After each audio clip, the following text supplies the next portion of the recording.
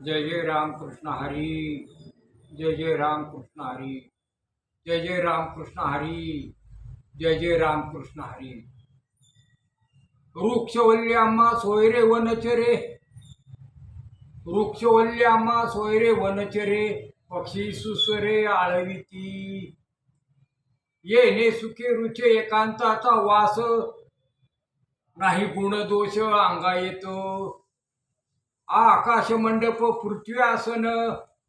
रमे तेथे मन क्रीडा करू. कांथा कमंडलू देह उपचारा. जाणवितो वारा अवसरू. हरिकथा भोजन परवडी विस्तार.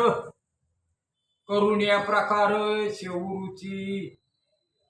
तुका म्हणे होय मनाशी संवाद. आपलाची वाद आपणाशी. बघा काय म्हणतात जगद्गुरु या अभंगात.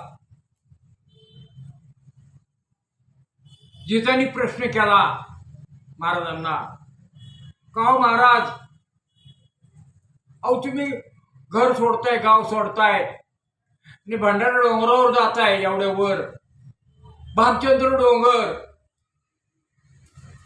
कोराडेश्वर डोंगर, भामचंद्र डोंगर आणि भंडारा डोंगरावर का म्हणून जाता?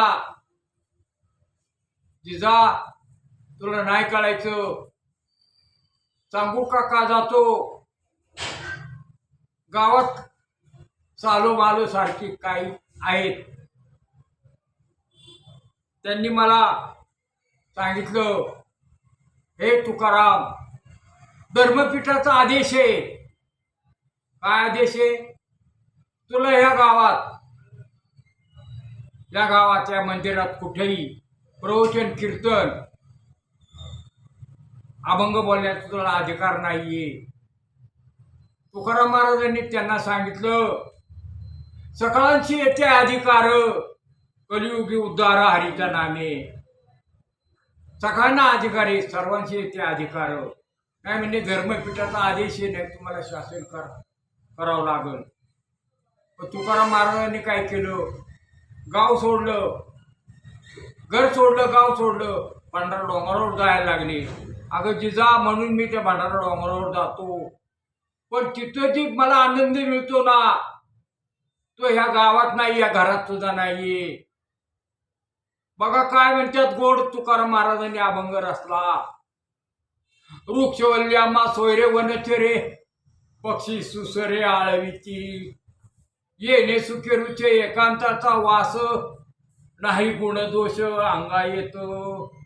आकाश मंडप पृथ्वी आसन. रमे तेथे मन क्रीडा करू. कांथा कमंडलू देह उपचारा. जाणवितो वारा अवसरू.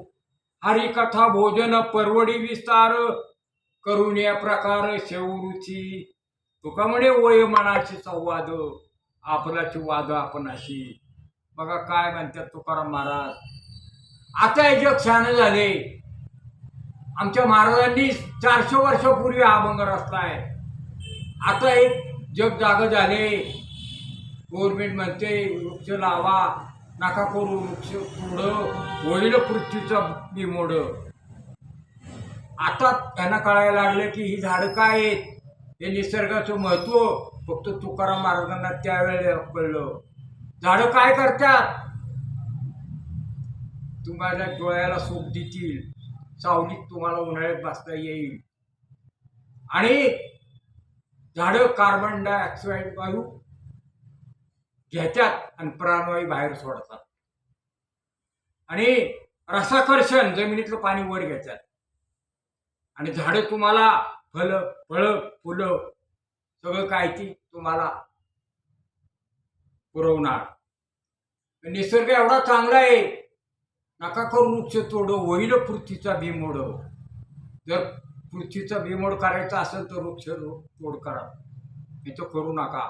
तुकाराम महाराजांनी त्यावेळेला महत्व ओळखलं. कशाचं? ह्या निसर्गाचं नातं जोडलं त्यांनी. म्हणून काय म्हणतात बघा तुकाराम महाराज किती गोड बोलतात. वृक्षवल्ल्याम्हा सोयरे वनचरे. ही झाडं झुडपं आहेत नाही, हे माझे नातेवाईक आहेत, हे माझे मित्र आहेत. येणे सुखे रुचे एकांताचा वास. नाही गुण दोष अंगा येतो. आकाश मंडप पृथ्वी आसन रमे तेथे मन क्रीडा करू. आकाशासारखं मंडप या जगात कुठं नाही एवढं मोठं मंडप. आणि पृथ्वी एवढं आसन कुठेच नाही मोठं. या आसनावर बसतो मी. कुठल्या आसनावर?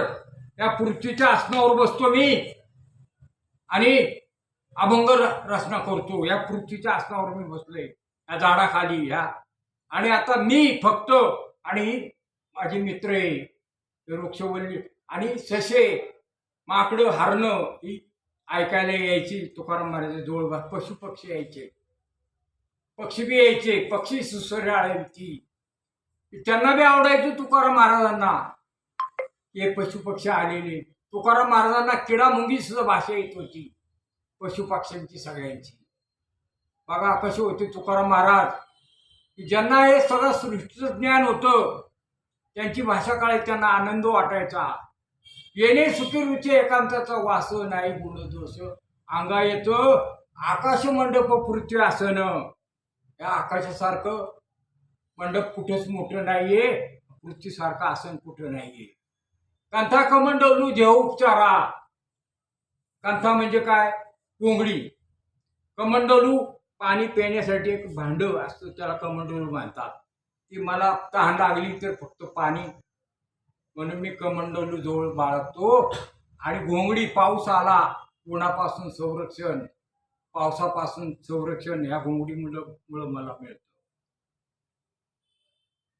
नाही गुण दोष अंगा येतो. आकाश मंडप पृथ्वी आसन रमे तेथे मन क्रीडा करू. कंथा कमंडलू देह उपचारा जाणवी तो वारा अवसरू. इथं जो वारा आहे ना, हा सुंदर. या हवेत मला प्रसन्न वाटते या निसर्गात. हरिकथा भोजन परवडी विस्तार.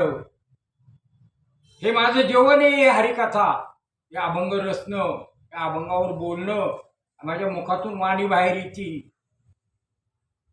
तर हे माझं काय म्हणतात तुकाराम महाराज, माझं हे भोजन आहे, जेवण. मला जिजा तू काही नाही आणलं तरी चालल, माझं पोट भरतं. कशामुळं भरतं? या वाणीमुळं, अभंगाच्या. हरिकथा भोजन परवडी विस्तार करून या प्रकार शौरुची. आम्ही जे भोजन करतो ना या अभंगाचं, या कथेचं, हरिकथेचं भोजन करतो ना, हे जगात कुणी करत नसेल. यातच आम्हाला आनंद आहे. हरिकथा भोजन परवडी विस्तार. काय लागत नाही हो, काय पाणी लागत नाही, अग्नी लागत नाही, काय शिजवाय काय लागत नाही, धान्य लागत नाही ना, भात लागत नाही, काय लागत, काही लागत नाही. हे फक्त तोंडाचं भांडवल आहे. हरिकथा भोजन परवडी विस्तार करून या प्रकार शौरुची. तुका म्हणे वय मनाशी संवाद, आपलाची वाद आपणाशी. कुणी म्हणाय नको हे हा वाईट बोलतोय, हा चांगला बोलतोय, मला काय कुणी आवडा निवडा, हरिनाम घेण्या आमचा धंदा. मी अभंग माझे बंद करणार नाही, कुणी किती विरोध केला तरी. तर काही लोकांना वाटायचं हा जर तुकाराम मोठा झाला तर आपल्याला कोण विचारणार. पण बघा कॉम्पिटिशन कुठे, सगळीकडे काय आहे, सगळीकडे कॉम्पिटिशन आहे. या तुकाराम महाराजांना मोठं होऊन द्यायचं नाही. तुकाराम महाराज भांडार डोंगरावर जाऊन अभंग बोलायचे. बघा तुकाराम महाराज एकटे असायचे तर काय नाही हो, या जगात काही नाही, सगळं नाश पावणार आहे. तर अभंग आहेत हे कधी न भंग पावणार आहेत. आणि कुठं आनंद आहे? निसर्गात आनंद आहे. म्हणून निसर्गात रमा. निसर्ग श्रेष्ठ किती आहे तुकाराम महाराजांनी या अभंगात सांगितलंय. आणि आनंद कशात आहे? या निसर्गातच आनंद आहे. तसं तुम्ही या निसर्गाचा आनंद घ्या.